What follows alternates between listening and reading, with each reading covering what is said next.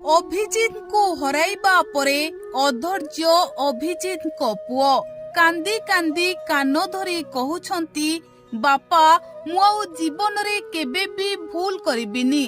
ବାପା ମୁଁ ଆଉ ଜୀବନରେ କେବେ ବି ଦୁଷ୍ଟ ହେବିନି। ତୁମେ ଆଉ ମୋ ଉପରେ ରାଗନି ବାପା। ଉଠି ପଡ଼, ମୁଁ ତୁମକୁ ଛାଡ଼ି ରହିପାରିବିନି। କାନ୍ଦି କାନ୍ଦି ଅଧୈର୍ଯ୍ୟ ହୋଇ ଅଭିଜିତଙ୍କ ପୁଅ କାନ ଧରି ବାପାଙ୍କୁ ଭୁଲ ମାଗୁଛି।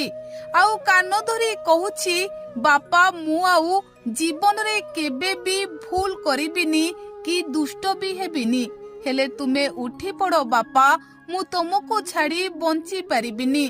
ସକାଳ ହେଲେ ମୋତେ ଆଉ କିଏ ଗୀତ ଗାଇ ନିଦରୁ ଉଠାଇବ? ସକାଳ ହେଲେ କିଏ ଆଉ ମୋତେ ଗୀତ ଗାଇ ଗାଇ କହିବ, ବାବାରେ ଉଠି ପଡ଼େ ସକାଳ ହେଲାଣି। ଏମିତି କହି କାନ୍ଦି କାନ୍ଦି ଗଡୁଛନ୍ତି ଅଭିଜିତ ମଜୁମଦାରଙ୍କ ପୁଅ। ଅଭିଜିତ ମଜୁମଦାରଙ୍କ ପୁଅ ବାପାଙ୍କୁ ବହୁତ ଅଧିକ ଭଲ ପାଆନ୍ତି। ସବୁବେଳେ ବାପାଙ୍କ ସାଥିରେ ସାଙ୍ଗ ହେଇ ମିଶନ୍ତି।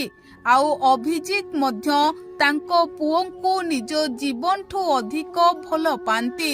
ତେବେ ବାପାଙ୍କୁ ହରାଇବା ପରେ ପୁଅ ସତେ ଯେମିତି ଅଧୈର୍ଯ୍ୟ ହୋଇ ପଡ଼ିଛନ୍ତି।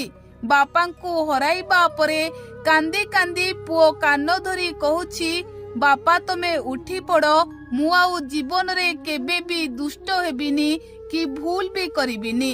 ତୁମେ କଣ ମୋ ଉପରେ ରାଗିକି ଶୋଇଛ ବାପା? ତୁମେ ଉଠି ପଡ଼, ମୁଁ ଏଥର ସବୁବେଳେ ତୁମ କଥା ମାନିବି। ମୁଁ ଆଉ କେବେ ବି ଦୁଷ୍ଟ ହେବିନି। ଆଉ ଏମିତି କହି କହି କାନ୍ଦି କାନ୍ଦି ଗଡୁଥିଲେ ଅଭିଜିତ ମଜୁମଦାରଙ୍କ ପୁଅ। ଯିଏ ଯେତେ ବୁଝାଇଲେ ବି ବୁଝୁ ନଥିଲେ, ଅଧୈର୍ଯ୍ୟ ହୋଇ କାନ୍ଦୁଥିଲେ ଅଭିଜିତ ମଜୁମଦାରଙ୍କ ପୁଅ।